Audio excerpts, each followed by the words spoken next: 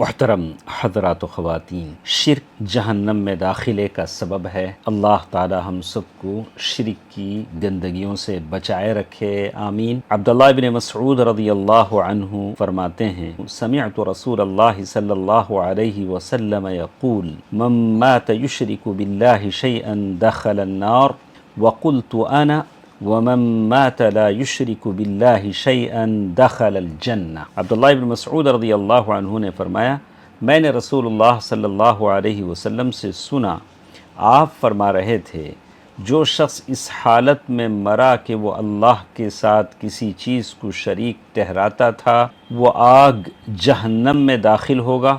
اور میں عبداللہ بن مسعود نے کہا، جو اس حالت میں مرا کہ وہ اللہ کے ساتھ شرک نہ کرتا تھا، وہ جنت میں داخل ہوگا۔ صحیح مسلم کی یہ حدیث ہے۔